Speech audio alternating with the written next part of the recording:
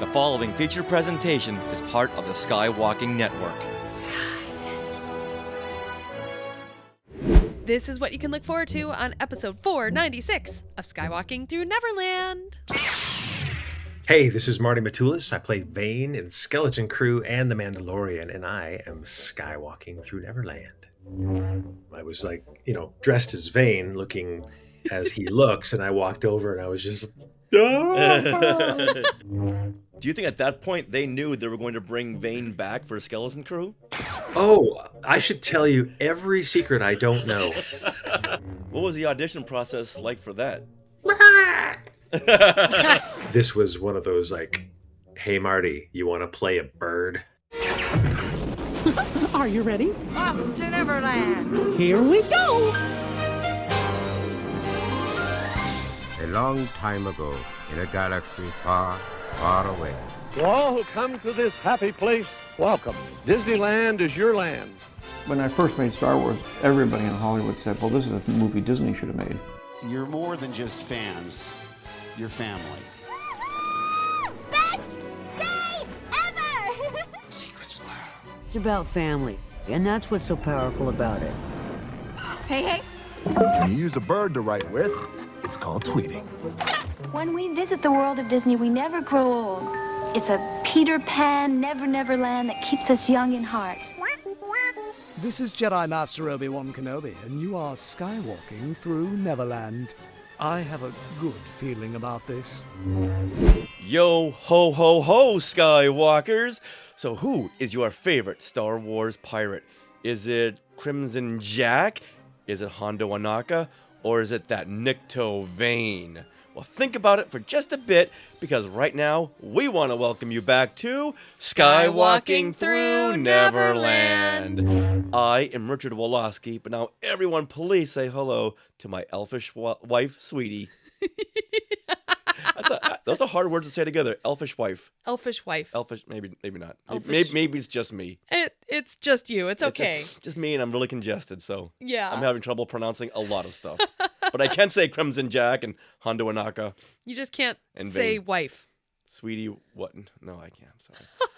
That does not say anything. Okay, don't read into that. I'm not. You posted a cute picture of me on Facebook of me wrapping presents back in 2013. Oh yeah, 11 years ago. Wow. This picture just showed up. I love Facebook. It brings up these memories from 5 years ago, 10 years ago, 11 years ago, and there's you just sitting there with your little Minnie Mouse slippers, wrapping gifts, helping Santa. My Minnie Mouse slippers, I'm wearing them right now. I still got them. Those are some high quality slippers. I love my Minnie. Actually, this is the third pair around because I love them so much. Shh, okay. I was hyping them up. Okay. I just like them so much, and they keep making them, and they just, they wear out. So got to get new ones. All right. Well, we are your enthusiastic podcast destination for the many decades of your Star Wars, Disney, and pop culture fandom. So imagine a big weekly Wookiee hug and a little sprinkle of pixie dust for our family of Skywalkers. Now, we are live right now on the Skywalking Through Neverland YouTube channel. Hello, Skywalkers who are watching us already live. And if you haven't already, please subscribe to the YouTube channel for notifications and click that bell for alerts so you know when we go randomly live, like today, to record our wraparounds. And we love that when you do. Now, Richard, last week, we had a bunch of subscribers, right? Yeah, we were at a staggering 9,180 subscribers on YouTube, and every week we go up about 3 or 4 or maybe 5 or maybe 6.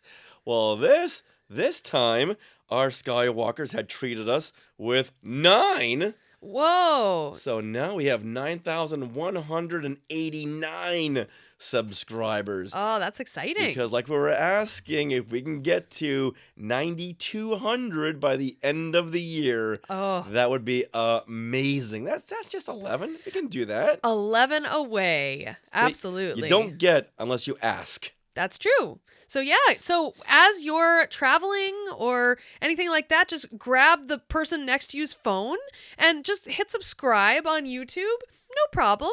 Yeah, I could do that. It'll go right up. Much appreciated. And even on Instagram, we shot Oh. up. Yeah, we're at 4,397 followers. Oh, almost to 4,400. So we want 3 more by the end of the year. Come on. Let's do it. That's not too much to ask for. Let's do it. 3. Yo ho ho, says John. Yo, I no, love it. Yeah, I think it's gonna be more of a yo ho ho ho. Ah. So a little bit of pirate and a little bit of Santa. I like it. I like it. Number 9, says Don Glover. We just need 9 or 11. Anything we can get. Thank you, Skywalkers. Now, in this episode, we are so excited. We speak to Marti Matulis, who not only plays Vane the pirate in The Mandalorian and Skeleton Crew, but he was also in many Star Trek films and TV series, and he's also the slap fight judge in this year's fantastic holiday film Red One. So what makes a Star Wars pirate tick? Stay tuned and find out. Red One is so good. Don't sleep on this movie. No. And we just find out so much information from Marti Matulis himself. I mean, he's a consummate actor. He's been in the business 20 years, and it was just a great conversation. It's always so great to hear these actors reveal how big of a Star Wars fan they are. And which is very hard when you're on set, on a Star Wars set, and you got to be professional, but yet you're bursting on the insides because you just want to nerd out. Yeah, absolutely. Love it. All right, now we are being sponsored by Small World Vacations. Now they are a diamond level Disney vacation planner travel agency and can help you book your trip to a Disney park around the world or on a Disney cruise. And best of all, this service is free of charge. So head over there to smallworldvacations.com for a no obligation price quote and tell them Skywalking Through Neverland sent you, and then give them an extra special yo ho ho ho. I love it. We are recording this episode from Long Beach, California on December 23rd, 2024, Christmas Eve. So, Richard, what happened today in Star Wars history? All right, I love this one. So, 47 years ago today, December 23rd, 1977, a special Star Wars holiday ad is placed in local newspapers to promote the ongoing release of the film that reads, "Happy Holidays and may the Force be with you throughout the new year." Oh, I love this ad, and I still have my original. Of course, it's got tape marks all over it and tack puncture holes, but I still have mine buried somewhere in our Indiana Jones warehouse garage. You know, that might be a good message for next year's holiday card. Oh, we're going to borrow that. Yeah, I think that's a good message. I like it. Yeah. And anyone who gets it, ooh. Yeah. I really love this ad because, I love a good crossover. And when you're crossing over two of my favorite things, Star Wars and Christmas. Okay, Star Wars and Christmas or Star Wars and Halloween? Which is more exciting to you? That's going to take a long time. I don't know. Think about it. Next week, we'll get your answer. Okay. Make sure you make a note of that too. Okay. Now, in this ad, 9 characters sent their season's greetings, including Darth Vader, who says, "Best wishes to all the friends of the Empire." C-3PO says, "Heartiest felicitations." Heartiest felicitations. Felicitations. Yeah. Yeah. It looks like there's more syllables there than there is. Yeah. You know what? Felicitations. And I don't remember as a kid going, what does that mean? Yeah. Because it's written in such a pretty cursive, I just glossed right over it. Oh, okay. And you know me, I looked at the pictures. Yes. Let's see. So Chewbacca says, and all the letters are jumbled and backwards. Now, why would they think that Chewbacca writes jumbled and backwards? Because he's a Wookiee. Yeah, you know what? That's no good. No. No. I don't appreciate that. All right, R2-D2's message comes via a computer tape. Luke Skywalker says, "My very best wishes. Peace." Ben Kenobi keeps it very simple and says, "Best."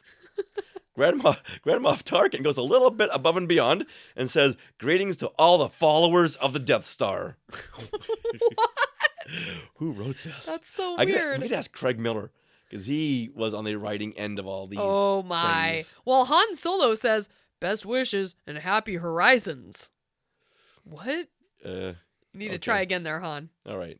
And then Princess Leia finishes with all my love. And you finish with Yo ho ho. no, I know. Oh, I didn't know where you were going with that. Princess Leia says I love you. That's not what she says No, here. she says all my love, but she says love. Okay, cut to me saying I know. Amen. So I think this is one of the greatest Christmas Star Wars crossovers. I know you have a Christmas in the Stars, you have the Star Wars Holiday Special, which is kind of a Christmas crossover, but this to me really spoke to me because it was something new. It was the Star Wars characters wishing us, the fans, a happy holiday season. Skeleton Crew's opening scene featured a fierce firefight led by intergalactic pirates. You may have recognized one of those pirates as Vane, the one who got away in Season 3 of The Mandalorian. Marti Matulis is a creature performer who has appeared in many Star Trek films and shows, the new holiday classic Red One, The Mandalorian, Skeleton Crew, and now Skywalking Through Neverland. Hey, Marty! Hey guys, how are you doing? We are doing very, very well, and thank you for coming on. This is like our Christmas present, having you on the show. Thank you very much for having me. Yeah, just don't steal any of the stuff behind us, okay? I'm already eyeballing that cool-looking Ewok, a well-dressed and appointed Ewok back there. Okay, how do you turn off the camera? Yeah, He is a pirate after all. Assembling my shopping list. Do you have any big plans for the holidays? Big plans. Not big plans. Calm, quiet, family-like, dog, 3 cats, family, food, just the standard kind of like relaxing, comfortable Christmas. Not going anywhere. The point is not traveling for the Christmas. Yeah, see, to us, that's a big vacation, a staycation. Mm-hmm. Yeah, love the staycations. Absolutely. That feels good. Feels good. Yeah, you border up all the windows, lock the doors, turn off the phones. Yes. Airplane mode will be in effect. Yeah, stoke the fireplace. Off you go. Now, you've been in so many films and TV shows these last few years. Do you think the ratio is higher that you've been in creature makeup than out? Oh, definitely. Yeah, this is a niche that I fell into early on, like very early on when I was still doing background work, just trying to kind of figure out how a set works. And, as a young wide-eyed actor wanting to know kind of more about the business. Initially thinking clearly I would transcend that and then become super famous and blah, blah, blah of fancy actor. And I kept meeting these amazing makeup artists. They kept putting me into their amazing makeups because I had acting chops and I'm a certain body type that they could build out on. That, as a slim guy, it's easier to build out a makeup and not look overbuilt.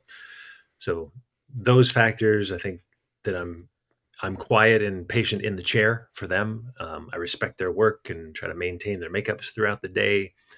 All of those things together kind of contributed to this bizarre subset aspect of the acting world that I've been exploiting for the last 20 plus years.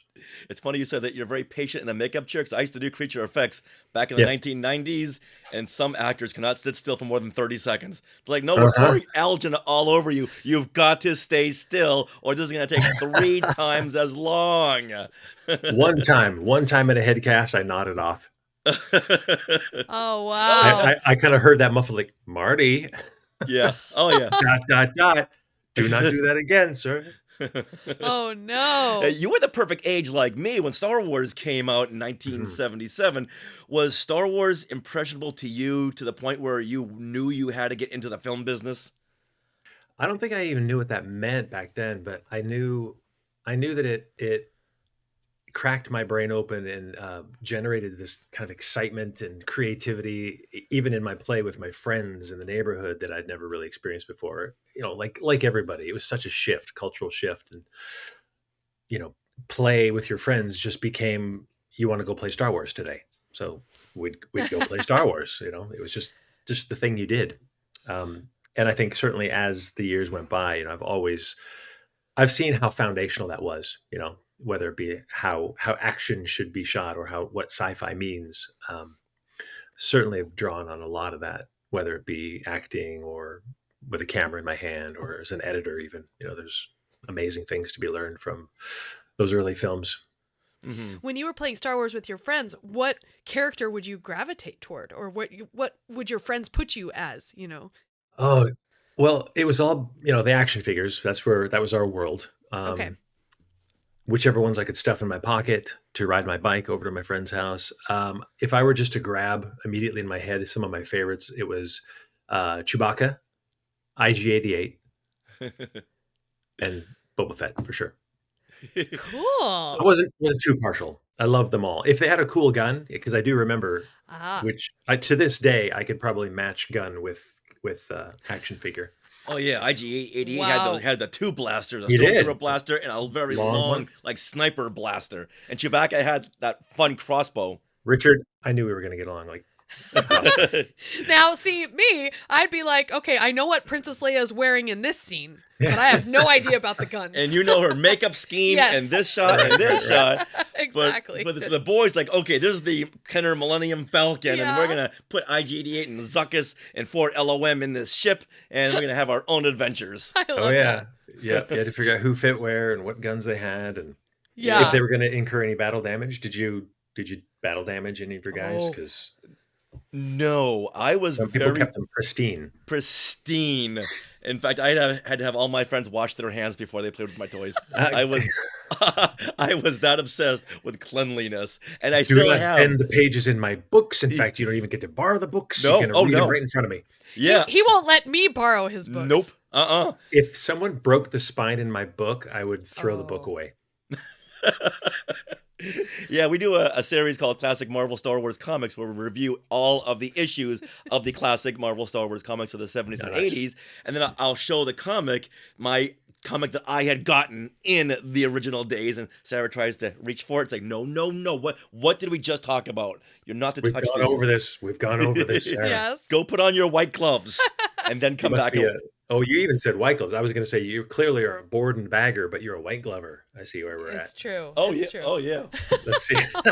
Oh, yeah. See, look at this. All boarded and bagged. Yeah, at the very least. Can I see that? No. Get your hands away. Our marriage has lasted 15 years because you've never touched any of my stuff. Richard, if you need a witness, I saw that. That's awesome. Well, between the two of us, I am the big star. I'm the Trekkie. And Oh, lovely. so We can all talk. Yes, we can all talk. So I know you are a Star Trek alum, having appeared in Insurrection, Nemesis, the TV show Enterprise, and Star Trek Picard. How many characters did you play? And which one really calls to you? Well, number wise, let's see. 1, 2, 3, 4, maybe 7 or 8. Okay. Kind of like whether it be tucked away background or more recently more featured characters.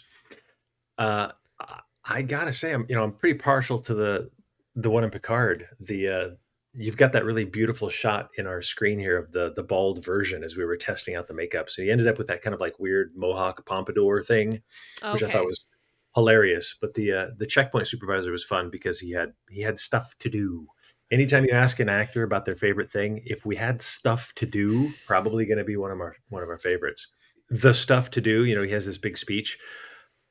As it happened on the day, got to the makeup trailer that morning, they gave me a different speech. So I'd prepared like a page and a half, fully memorized. I'm a slow memorizer, fully memorized. Get to the trailer, they're like, "Here's your sides for the day." I looked at them, and it was hot flash. The dream when you're standing up in front of everyone and maybe you're not clothed. It was that. Oh, no. How different was it? Well, it was the techno jargon, the space jargon, and I had locked it. Into my head. So it wasn't tremendously different, which probably was worse. If it was completely different, I might have been able to like chuck the original and take on the new, but it was the same structure just because it was the audition sides. So, similar enough, but kind of like they don't want to give anything away in the audition side. So they're different terminology or different names or different groups of space words. So, little bit of early terror, but then of course the terror cooled when I realized, no, it's not about the checkpoint supervisor. It's about the guys in the scene. They're going to intercut. I don't need to worry about that. Just like chill out, actor boy, and like do your job. That's why producers should always be actors, so they'll know not to do things like that. And if they're gonna do it, maybe email it that night before, because they have it then. Yeah, you It's never know. yeah. Stuff happens. There's so many moving parts. I mean, it could have been worse, but I worked with many producers who just they're just so self-centered. It's like, well, I sent it when I want to send it, but you're one piece of a crew of a couple hundred, so this is not an ego thing. No, don't get me started on producers. go, Richard. What do you really think? How did you get into the Star Trek universe? The initial thing was Insurrection, back when I had shoulder length, long flowing locks, and they were looking for kind of like this space hippies. The Baku were kind of like a tribe of space hippies. Yeah. And it just happened to be a cattle call. I was living in the valley during the time, and you would sign up with the background agencies and call in and see what was going on. And this one came up. They were just looking for a bunch of people, long hair, great if you had it. Showed up and became one of the kind of the core group. I think they have on any given day, they'll take the minimum group, which is maybe 10 to 12 guys, and they'll pad it out to however many in those big scenes. So was lucky enough to have whatever they're looking for look wise to be invited to be part of the core group. So I was there for the entire, I'd say pretty much the entire shoot when they were Baku around. Wow, that's great. Yeah, And you really have that look. Like you said, you have kind of a thinner face, so they can build out makeup around it, or because a lot of Star Trek, it's all about the characters and the different aliens, where you have to add things to your facial structure. Yeah, from head to toe. Sometimes the full body stuff is also wow. good if you have a slim frame, because then you can have like a really big guy, and then you put on a big muscle suit, and then suddenly you're not intimidating. You're just kind of roly-poly.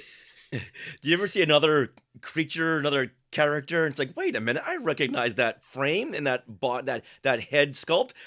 That's me. That's funny. That's what they'll do. They'll use someone who they've already had their face already molded. It's like, well, we can build off of that. So one actor can supply the appliances for different characters. Oh, wow. This is how I've been fortunate to have probably a longer, busier acting career than if I was doing things out of makeup, because as it started happening on Sleepy Hollow and then continued into Evil, once you're in, you can be anything. So I think, I've logged a dozen characters on Sleepy Hollow. I think I did close to a dozen or more on Evil. Just because, also economically it makes sense. If they've already got one guy, they can rely on that guy. They don't have to cast somebody, hire them, mold them again, sculpt them again. Right. So as long as they can, satisfactorily hide this thing, you're in good shape.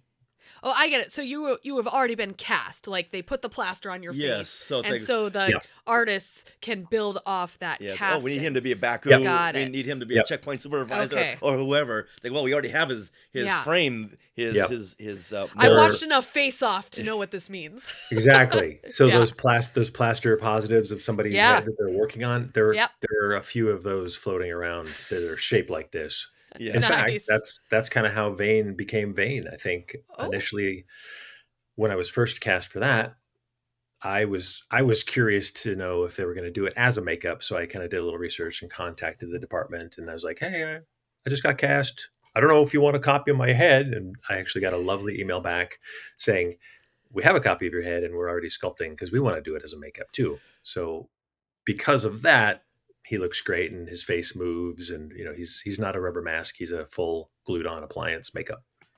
Yeah, full prosthetic. And I'm so glad they're going that way with, I would say, most of the creatures in the new Star Wars shows. It's great. Yeah, it adds so much. I mean, you can only go so far with a thick mask. It just at some point will look a little muppety. But as you saw with like the red one, Vulture, really elaborate makeup, but it's thin and it moves so well. Like he does this weird little squinty smile that's kind of subtle, but it reads perfectly well. It's amazing stuff. I would say the effects really started going back to physical effects, makeup and prosthetics after The Force Awakens. Because before that, it was all the CG makeup, and I know there's a lot of CG makeup after that with like Planet of the Apes, but I think producers really went to the actual physical makeup after The Force Awakens because it's like, hey, it works, and fans love that physical, tangible stuff. You can always tell. CG is great. Yes. It's great. It does amazing things. But when it's over a human or trying to be a human, there's always a little bit of a giveaway. So you either can accept that, or what I love is like when you kind of marry the two together, you have really solid, beautifully designed practical makeups that might have some enhancements like CG. Right. Yeah. Bring in the eyes, or something that the makeup couldn't do, maybe some weird new way that the mouth moves to enhance that is like a really good place for CG and practical to work together. Yeah, like they do for Grogu that we've talked about. Yeah. Yeah.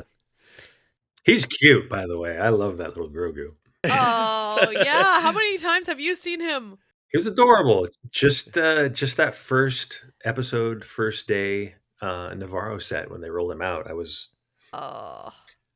I'm an uncle. I love kids. I've always loved kids. A puppy in the street, I will sit on the ground. Like, love it. So I did kind of the same thing with him. I was like, dressed as Vane, looking as he looks, and I walked over and I was just, And now, but you want to take away his school. What are you doing, Vane?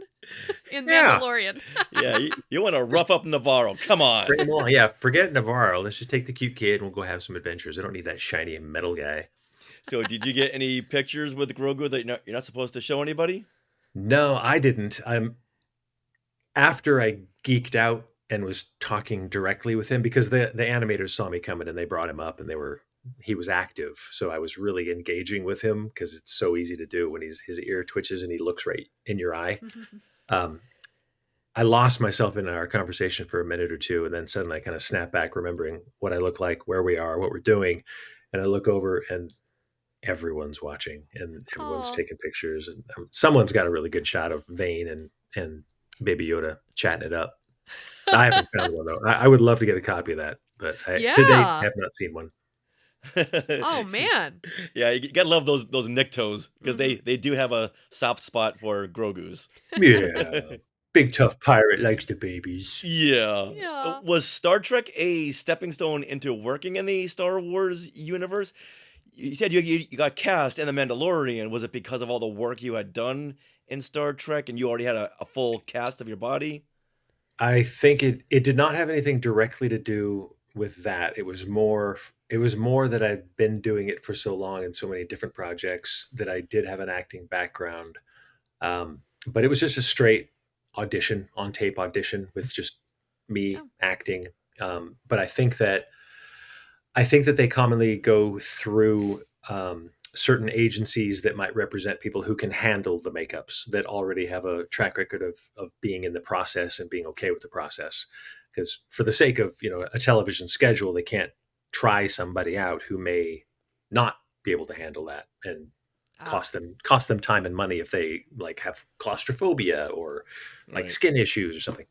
So yeah, having done it for so long and then doing the audition, so they knew I could do this as well as do this. Act with your eyes and everything. What is that agency that casts creature performers?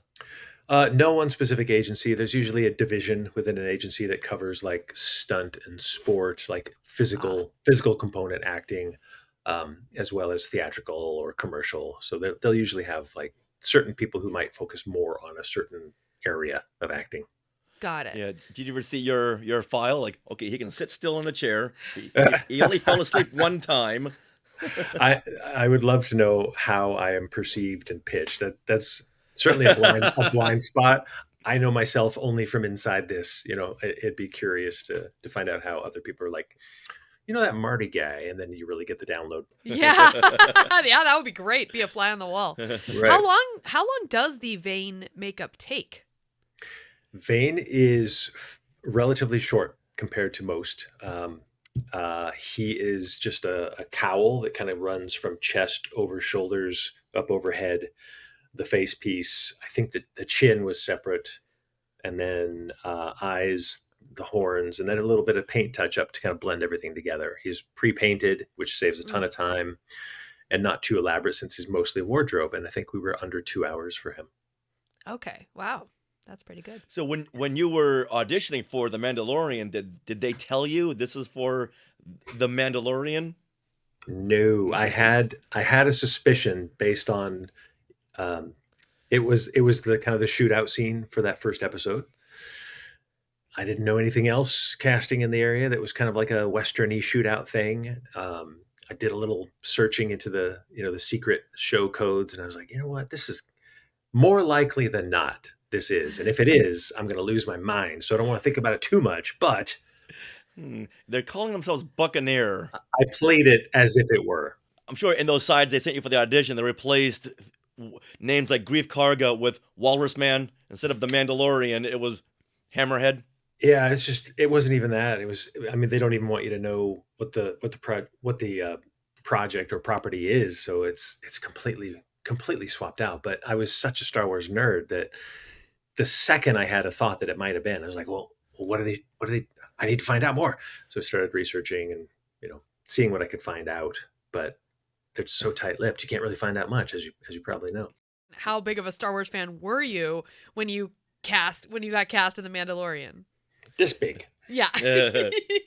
You're going off the charts. Yeah. So what is your first Star Wars memory as a kid? Well, first is just sitting, the backs of the chairs in front of you are pretty high when you're a short little kid, and then seeing the Star Destroyer coming after the Rebel blockade runner. Wow. Yeah, in the theater in my little small town where I grew up, and it kind of just changed the course of everything. It certainly changed my interest in movies at the time, because I was like a Disney animated kid, and then suddenly this live action sci-fi thing with aliens and monsters, it just blew my little mind open. Do you recall the name of the theater? I don't know what they called it. I grew up in a small town in South Dakota, and we had one theater. I don't even know if it had a name. It was just like our local cinema. Aww. So yeah, I saw E.T. there. I saw like anything that was popular back then. We'd get one movie for a small period of time. Yeah, for me, it was the Cleveland Circle Multiplex, which had 3 screens. That was 3? A multiplex. Yeah, wow. 3. I know Big the time. Choices. You get to the theater at 8 a.m. and by 6 p.m. it's like, okay, now I know what movie I want to see. Would you just run from one to the other? Did you do a little sneak in, little triple feature? No, we didn't do the cinema surfing. Good answer. Yeah, because it's been 47 years, so I'm not sure what the grace period is. Statute of limitations. So the statute, he's run out the statute. Yeah. So that's why the Cleveland Circle Cinema closed. Yeah, 47 years later, it finally closed down because they didn't get my $1.50. Couldn't keep the doors open just because of you. So we were introduced to Vane in season 3 of The Mandalorian, where Grief Karga let him walk away, unlike the other pirates, to the discouragement of Din Djarin. So can you tell us about the filming of that scene with Carl Weathers? It was an absolute career highlight. I've had a lot of career highlights. I've done some really bizarre stuff, but there was something about the fact that it's Star Wars was phenomenal for me personally. Then the fact that it was opposite an actor I've admired for years and years and years, all the way back to, I think the first thing I saw him in was either Rocky or Force 10 from Navarone. Oh, wow. Predator. I mean, come on.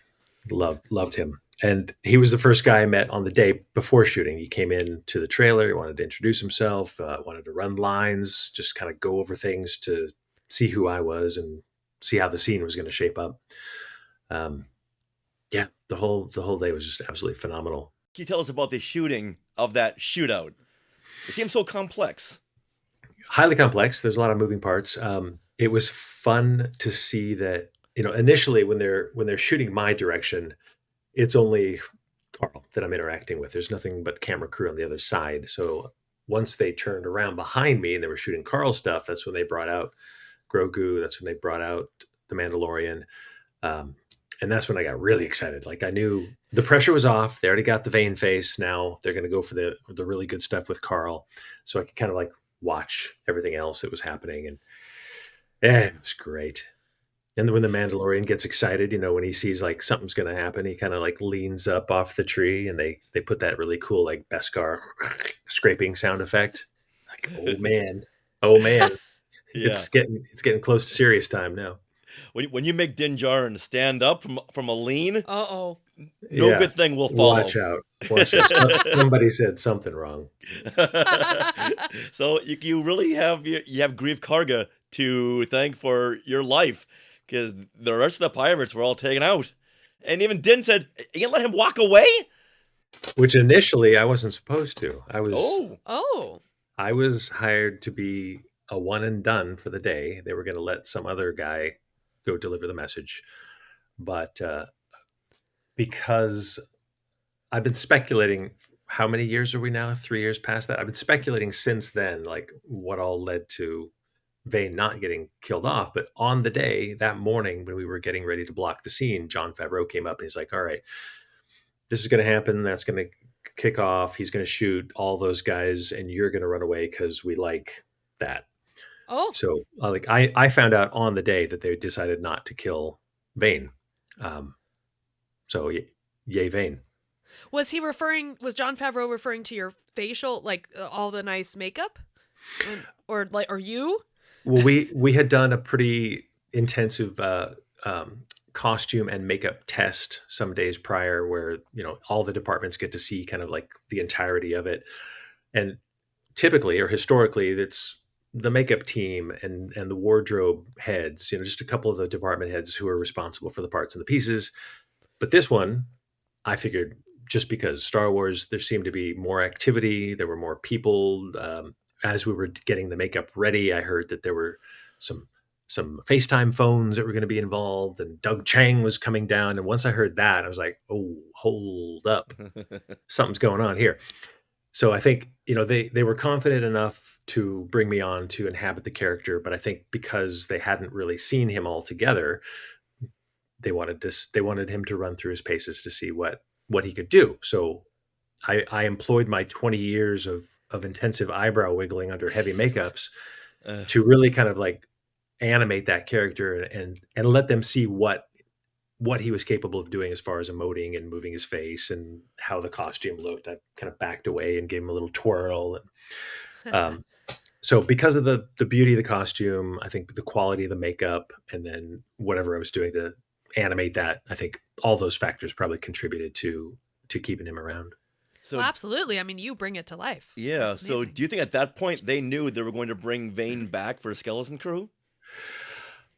I don't know. I'm not privy to the inner workings, but I know that initially when they decided to not kill him off, there was a little bit of talk about if they could bring him back into the season. And then at one point there was an indication that no, in fact, just wasn't, they'd have to invent something new when they've already kind of planned out their season.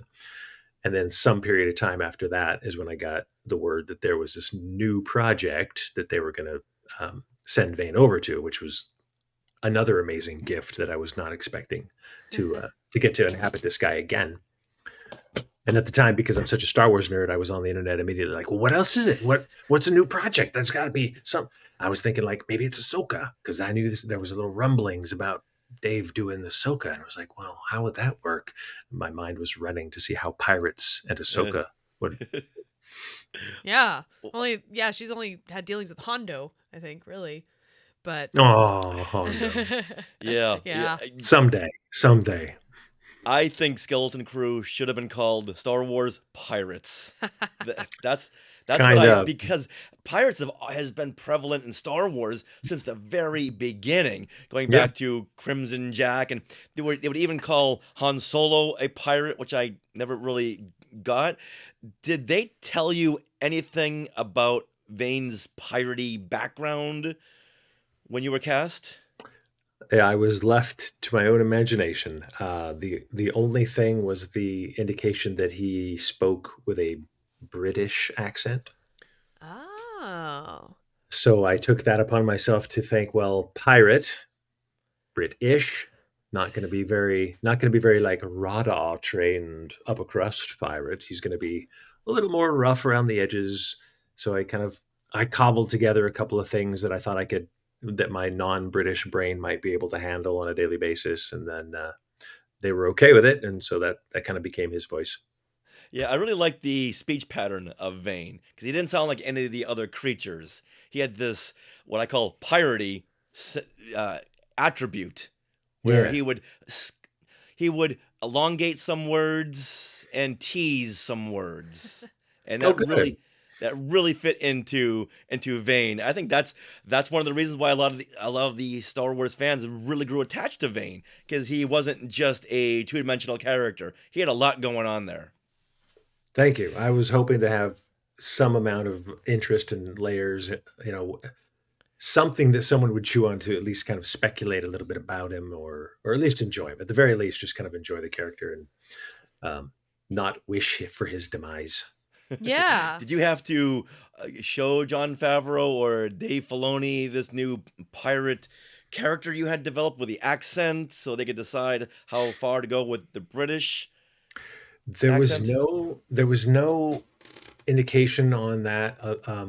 I did it in the audition, kind of how it continued in the performance, and then once the big heavy wardrobe, because it was a big heavy wardrobe, it was like 3 layers of leather and fabric, and super beautiful and significant weight, and the boots were really thick, heavy boots. So once that was on, everything was together. His physicality just kind of came out of the kind of the weight and the way the coat would move. Yeah, I think as it just kind of built, everyone seemed to be okay with what I was doing, so I continued on.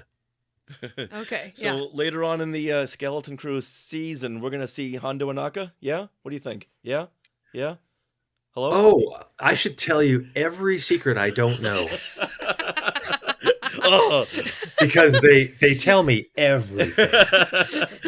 I'm sure you're on a 3-way call with Jon Favreau and Dave Filoni. Oh, constantly. In fact, hang on, he's right here. John, they're asking me questions about what should I say? He's on to us. He's on to us. Okay, abort. What else? No, go ahead. What else you got? Let's see. What else can I definitely not answer for you? It was great. Let's just put it this way: if I would be thrilled as well, because I think what an amazing character he is, and not the least of which, it'd be great to then also put to rest any of the associations that I found. People do seem to like Vane, but anytime on YouTube or Instagram, there's like something chit chatty about it, somewhere in the comments, someone's gonna be like, "Yeah, but he's not Hondo."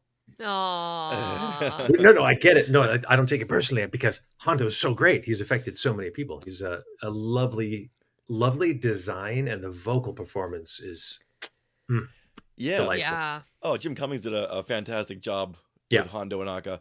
But Star Wars, like I was saying earlier, the pirates have always been so prevalent, going back to the classic Marvel Star Wars comics. And when they mentioned Crimson Jack in that episode of the Skeleton Crew, we had to pause it and just scream for about 15 minutes until the cops came. Okay, so you're gonna have to tell me, because I never got into many of the books or comics. So Crimson Jack was mentioned. Was he a fleshed out character? So in comic issue number 8 or 7? Number 7. Number 7. It was the very first Star Wars EU story, basically. So, and beyond the films. And so this is where Crimson Jack was mentioned. Yeah, he is the very first expanded universe character. Yeah. He is a pirate, and he and his crew had hijacked a Star Destroyer, and then they hijacked the Millennium Falcon and stole the reward Han and Chewie just got from the rebellion. Yeah. So is it this guy? Is it Jude's character? Could it be the same? Would it fit if they decided to make it the same character? No, because Crimson Jack has a full head of red hair. Red beard. And a big fluffy red beard. Yeah. Sounds like it could have been a wig. And he wears like a unitard.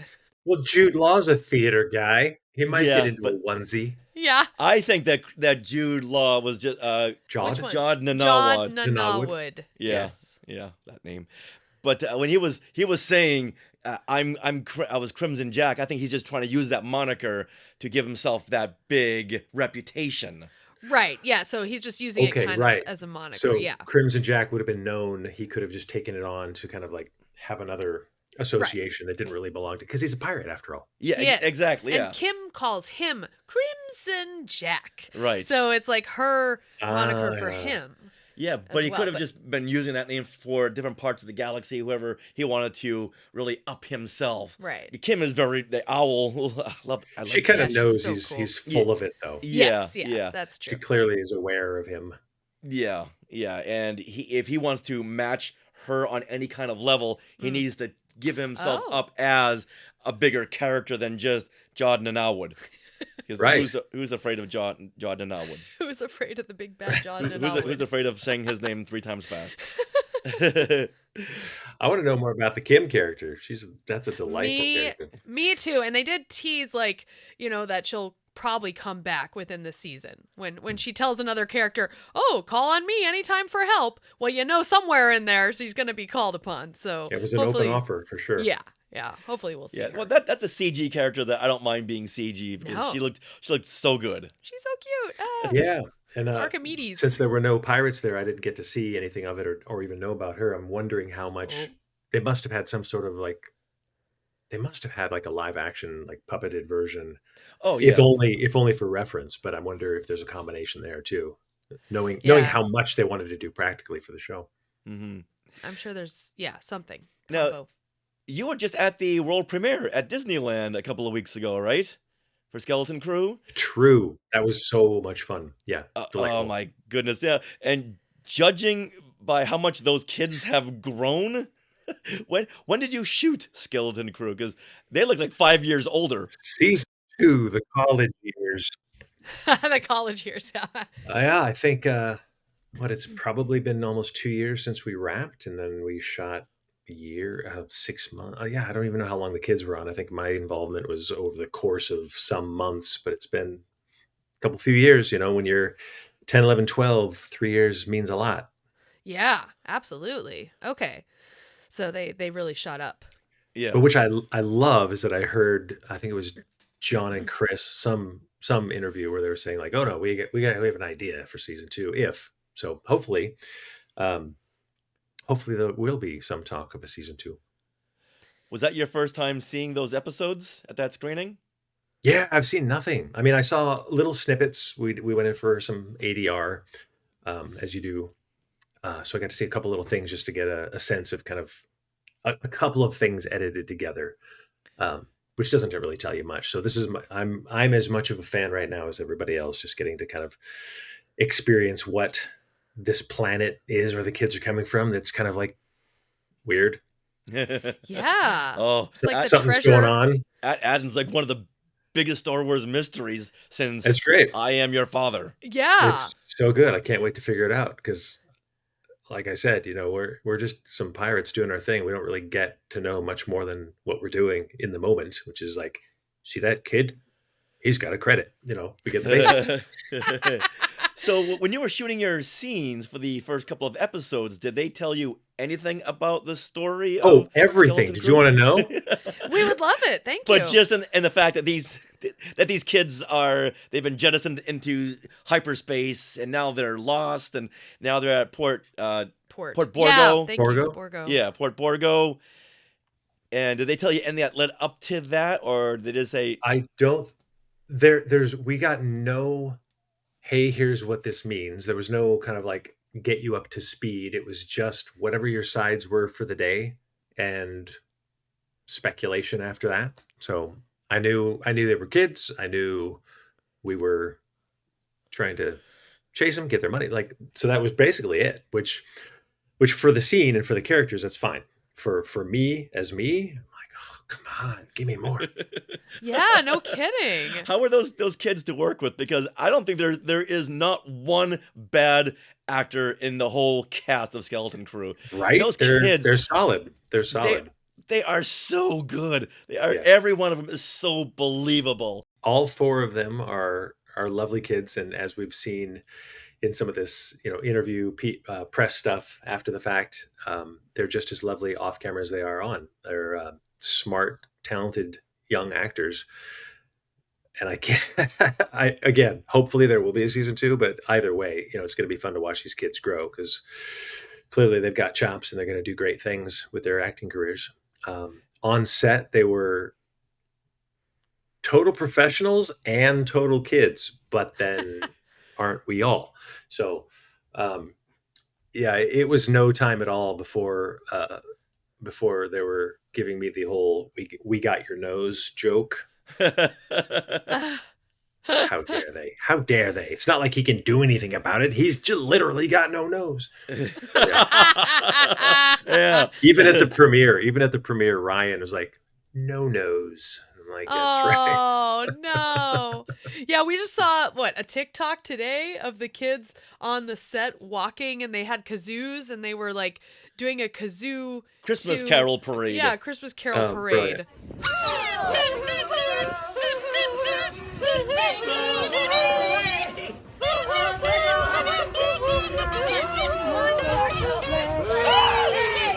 Like walking on the They were set. singing Christmas carols, Hanukkah songs, and these were just like the outgoing kids. And I was so happy to see that video because they weren't too in themselves being all actory, but they were just, hey, I want to be a kid, just goof around.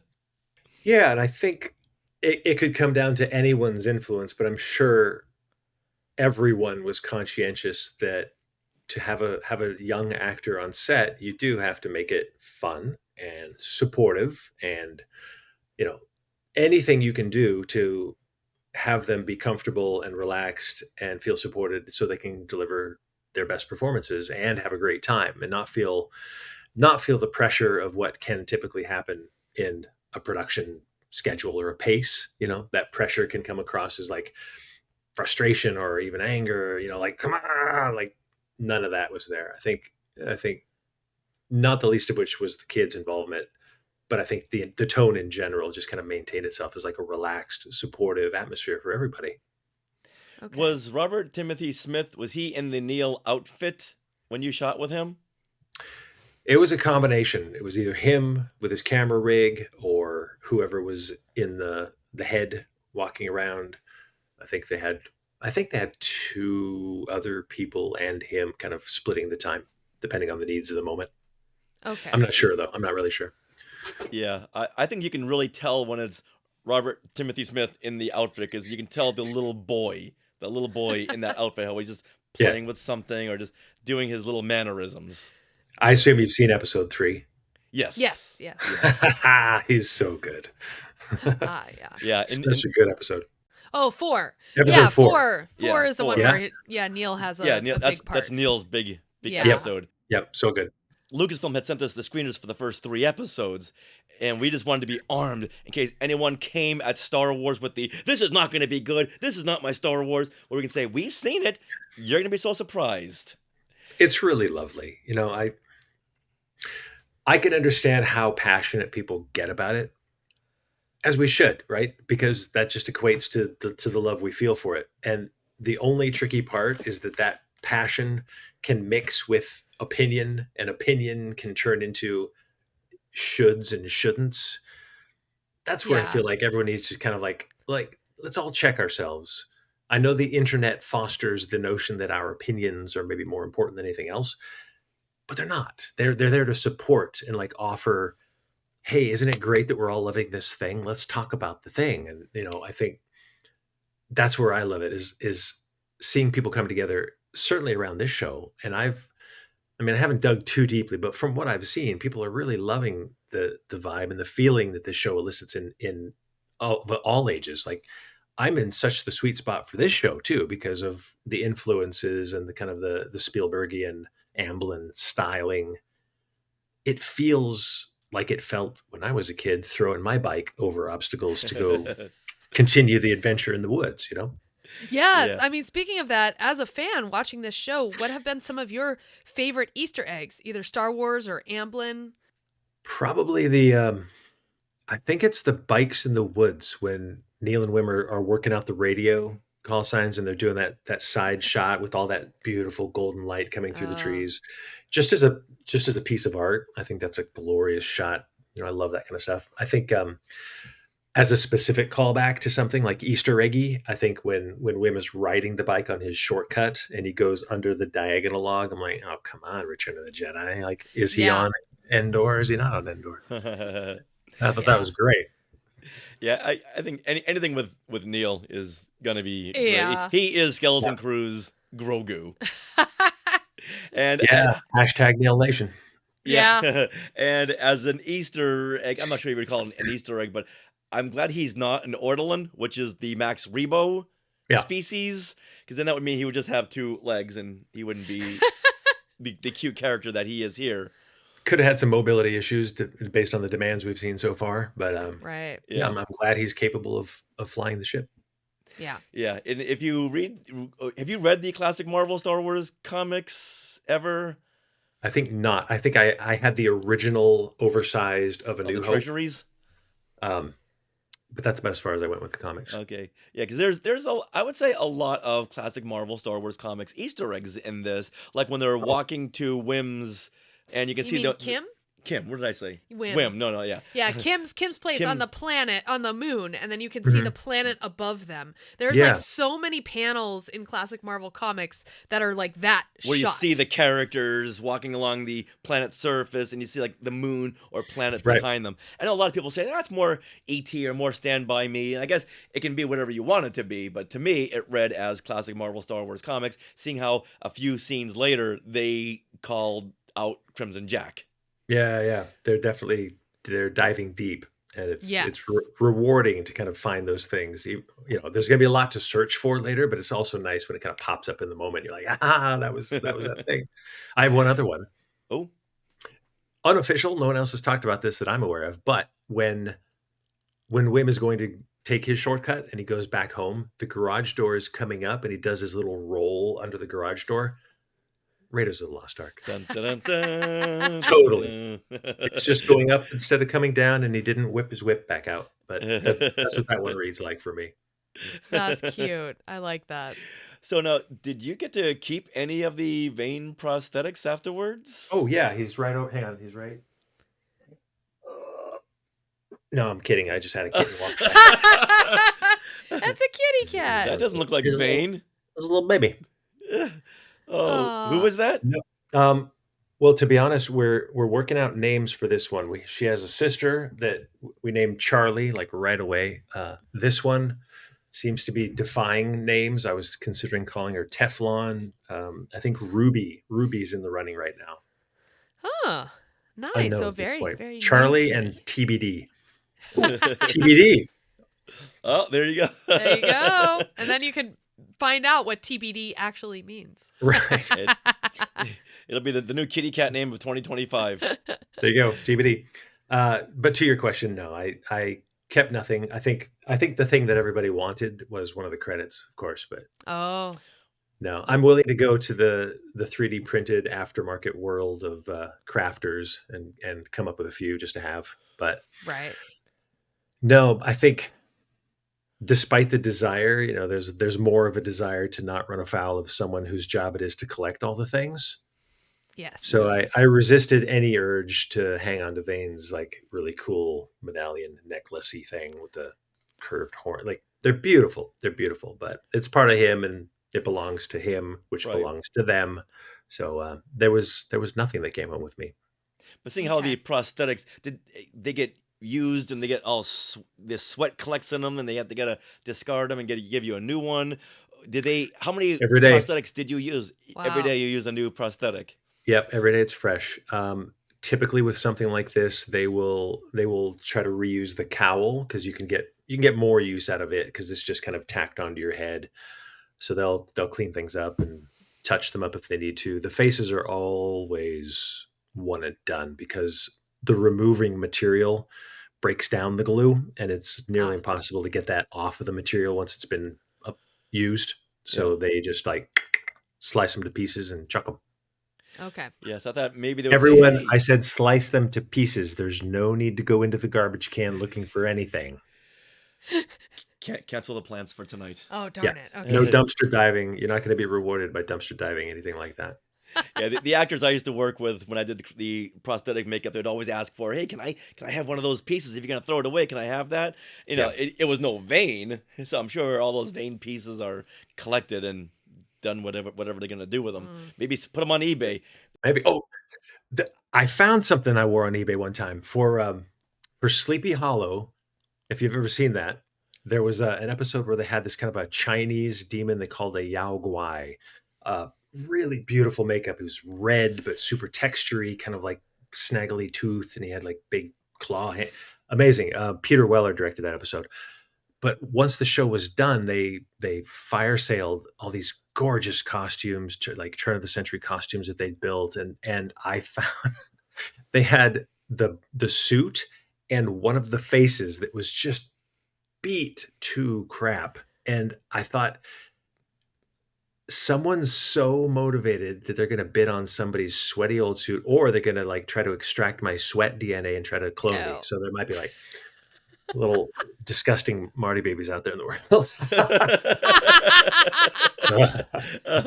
Horrible. Oh my gosh. Wow. Anyway, That's funny.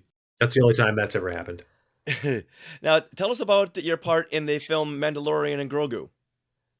Oh, you want to tell me how that? I'll show you how that ends. So, Yeah. Okay. I know nothing. There's a little red laser dot on your forehead. Yeah. Does that mean anything? Is Dave Filoni outside your window, Jon Favreau? You just gave me a great idea for any future podcasts or interviews. I'm going to have a cat laser pointer just off frame, and anytime anyone asks me something like that, I'm just going, sorry. That would be That's amazing. Funny. Well, this Christmas season, we watched the classics like Love Actually and Spirited. Then Amazon Prime gave us Red One, which we so loved. We loved it. That thing's bonkers. It's a fun movie. Love it. It is. When we came to the Krampus schlub slap fight scene, we heard a very familiar voice from that winged judge. It's like, wait a minute, pause this. Who is that? Lo and behold, it was you. It was. Yes, he's a wacky bird. I love that guy. How much fun was it filming with Dwayne Johnson, Chris Evans, and Krampus? Krampus. Oh, it was so much fun. I was also a Game of Thrones fan, so it was fun to see Christopher. He was next to me in the makeup trailer. We didn't share the chair. I mean, that would have been cute, but And Christopher is the actor who plays Krampus? Yes. Yeah, Christopher. I would butcher the pronunciation of his last name because there are a lot of consonants and only one vowel. Okay. You. What does he play on Game of Thrones? Is he? I just blanked on the character name. Red hair, red beard, Northlander guy. Great. Yeah. He was the one who was in love with Brienne of Tarth. Right. He was hot for Brienne. So yeah, the Krampus Schlapp scene, that party scene, the set was amazing, and it was absolutely filled to the brim with more. Joel Harlow and his team conceived and designed all of the creatures, including the judge that I wore, and just filled that scene full, like, as I'm sure you've seen because you saw it, but like every square inch is just packed with interesting characters and really cool faces. Yeah, this was the cantina scene for Red One. No doubt. Wall to wall. Yeah. So how long were you shooting that scene? That one did several days because it was a pretty elaborate, long dialogue scene with Krampus as he's kind of traversing the entire room to meet up with Callum to then go back over. And then the slap scene was another big chunk of time. And then the big kickoff fight, which thank goodness I wasn't really too much of a part of. That was all stunt people who know what they're doing and can take a hit. So yeah, it was pretty elaborate. I'm not sure how many days in total, but I think I was there for several. What was the audition process like for that? Audition process for that because of my relationship with Joel through 10 years of working together and 4 years consistently on Evil. He did the show Evil. He brought me in to play George in the pilot episode, and then a dozen characters through the 4 seasons that it ran. This was one of those like, hey Marty, you want to play a bird? And it was like anything for Joel Harlow.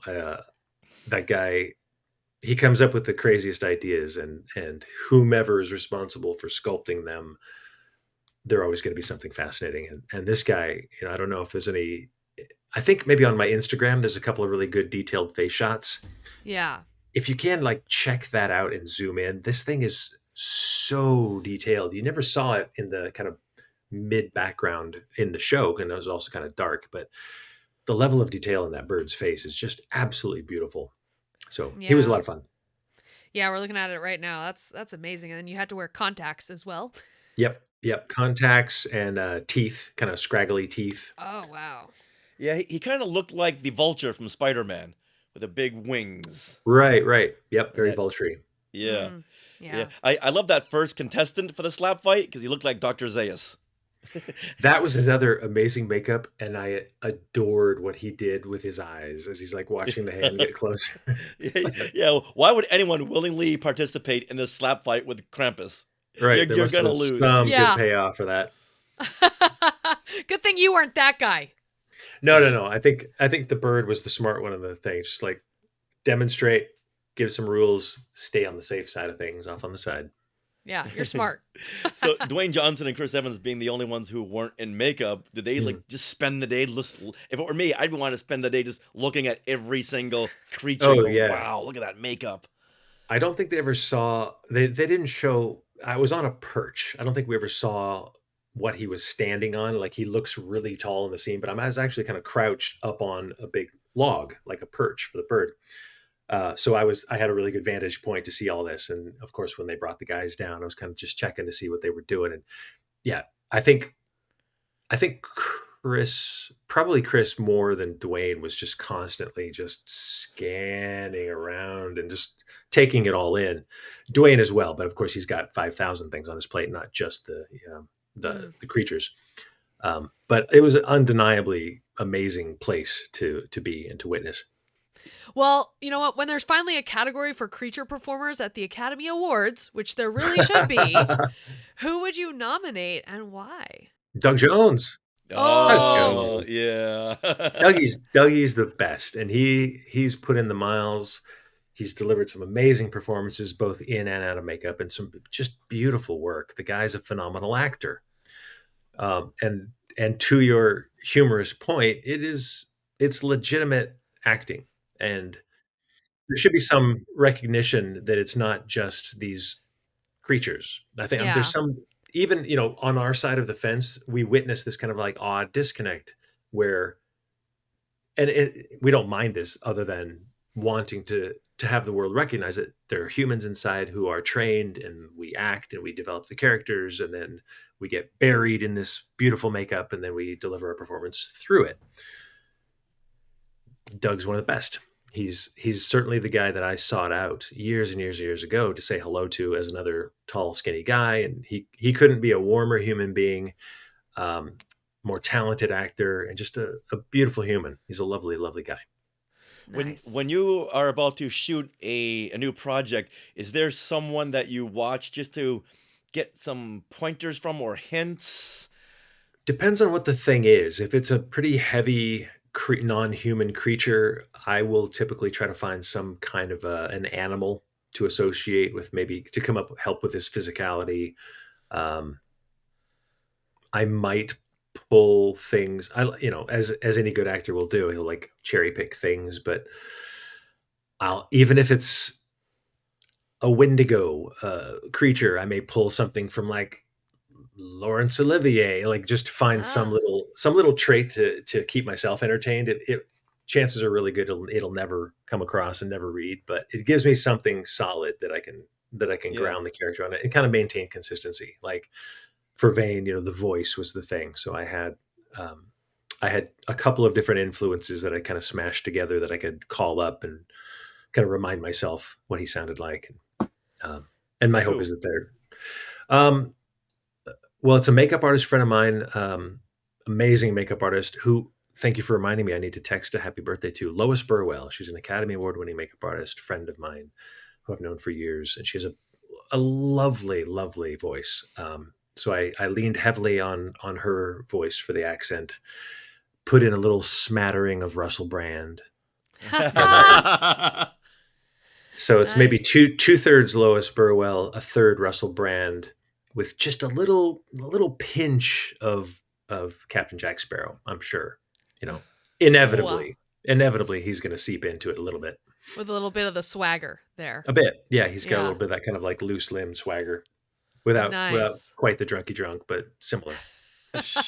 Awesome. With all the categories they add to the Academy Awards every couple of years, they've got to have one. Going back to that point, they've got to have one for creature performers. Like you said, it's an actual acting job. Oh yeah. You gotta really push through the latex, and you gotta push through all the makeup. Looking at that picture of you as the slap fight judge, that's like 2 inches of foam rubber on your face, and you've really got to emote through that.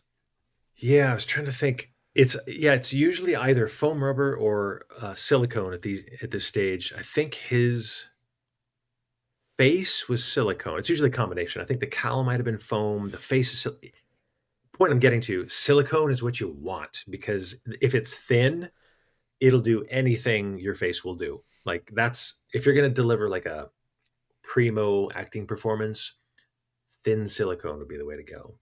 It's a little harder to get foam to respond. Oftentimes, they can help you in the sculpt. For example, Vane, he's a foam latex. They had to build up quite a lot to cover my schnoz.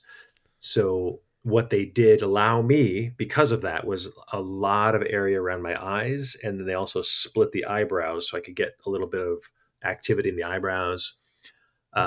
So yeah, the sculptors are aware of some of the limitations they can put you under, and oftentimes they will assist the actor. But as you said, like, to be able to act through it, yeah, I don't know about an entire category. I like where you're going with the idea, but I'm thinking like it'd be nice if they did one of those special features to just call attention to it and then show some of these really beautiful emotional performances that just happen to have been under makeup that kind of get overlooked for some reason, because it's not like maybe a recognizable face. I think we do kind of gravitate towards like the actor faces that we know, and then we can go, oh my gosh, it's the actor face we know delivering this amazing different performance than the actor face we know. Whereas if you don't see the actor, how do you attach to that? So I like some notion of recognition. That'd be a great thing. Well, thank goodness there's like the Saturn Film Awards, which honor science fiction and horror, which do honor these kinds of professions. Like that's what I like to watch. I've never seen the Saturn Awards, but I think that's the angle. That's where we go with this. Yeah, let's get the Saturn Awards on board. Now, are you looking to do any kind of non-creature work in the future? Definitely. And I think every year, every new gray hair, I think about it more and more. It's creature suit, prosthetics makeup is delightful because there's so much artistry that you get to witness and be surrounded by and then have applied.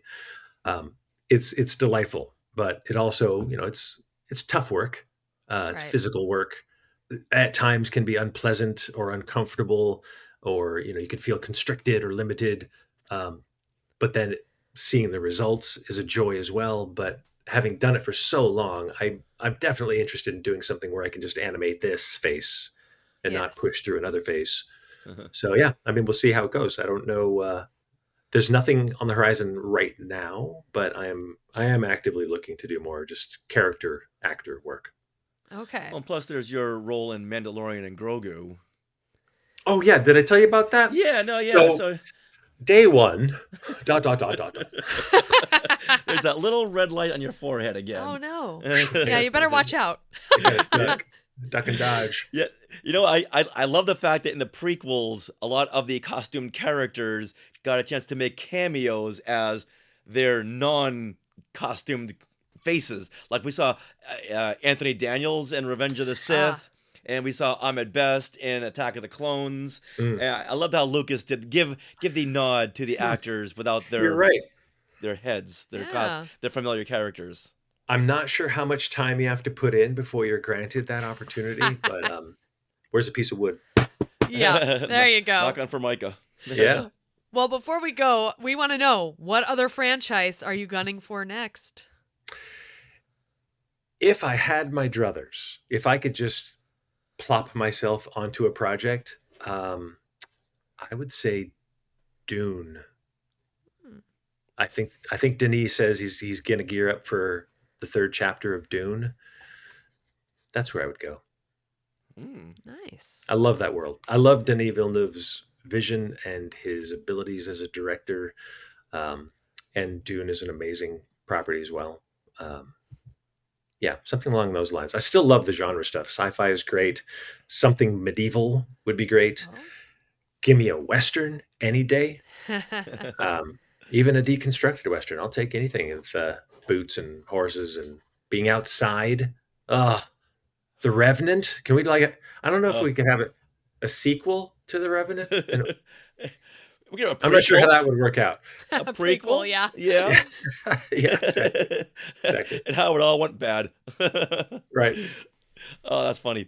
Now, where can Skywalkers reach out to you if they want to say hello or go, hey, I loved your conversation? And On right. social I have media. an active Instagram with my name and a fledgling YouTube channel that I'm still deciding exactly what to do with it.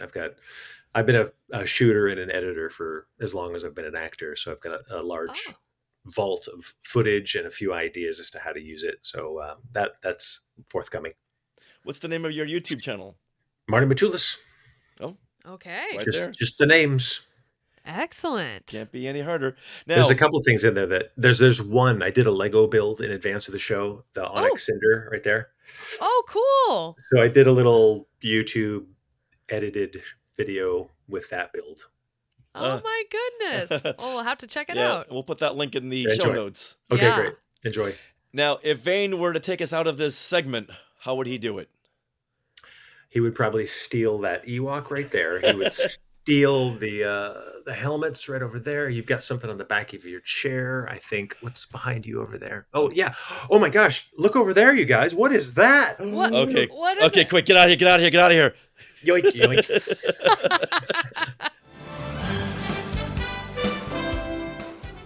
That wraps up episode 496 of Skywalking Through Neverland. We want to thank Marti Matulis for sharing all of his creature effects stories, and thanks to Spencer Jowitz for helping to set that up, and all of you Skywalkers who listen every single week. Please subscribe to our YouTube channel. Just search YouTube for Skywalking Through Neverland. And you can find us on all socials at Skywalking Pod. Now, do you have things that you want to share? Well, join us every Monday at 6 p.m. Pacific time on YouTube as we share things that we've done in the past week. Now, this week being December 23rd, we can either put out this show or do things we want to share. Yeah. So we opted for putting out this episode, and then next week we'll come back with things we want to share, and we'll have lots of holiday fun things to share. And as always, we invite the Skywalkers on. This will be a good time to share what you got for the happy holiday seasons. Mm-hmm. Absolutely. Yeah, we would love to do that. We would love to see that. Now, are you interested in our books? Well, autographed copies of Today in Star Wars History, Parts 1 and 2, and Skywalking Through My Fandom, the interactive notebook, are available now from skywalkingthroughneverland.com/book. Now, do you want to support Skywalking Through Neverland? Well, consider supporting us through the Skywalking Force, which is our Patreon. The Skywalking Force has access to bonus content in the form of our Zoom discussions on the past Disney Plus shows, like Agatha All Along. We did way back to WandaVision. And wow. now, currently, Skeleton Crew. And right now, yes. Skeleton Crew. Yeah, if you're part of the Skywalking Force, we are doing current Zoom or current StreamYard discussions. Yeah, we call it Zoom just yeah, because that's easy. It is easy. And the Skywalking Force are getting a little something this week from us. Yes, if you were signed up for the Skywalking Force in November or December of this year, at least, then you are getting something in the mail. I just put them in the mail today, so hopefully you'll be getting them this week. Bonus content begins at only $5 a month, so head over there to skywalkingforce.com and have a look at all of the options. And thank you once again to those who are already part of the Skywalking Force. Now, we'd like to thank our sponsor, Small World Vacations, for their continued support throughout the year. Are you thinking of a trip to Disney parks or a Disney cruise? You can fill out a Get a Quote form at smallworldvacations.com today. Their vacation planning service is free of charge, so check it out and tell them Skywalking Through Neverland sent you. And once again, give them a yo ho ho ho. I love it. Now, we are part of the Skywalking Network, Skynet.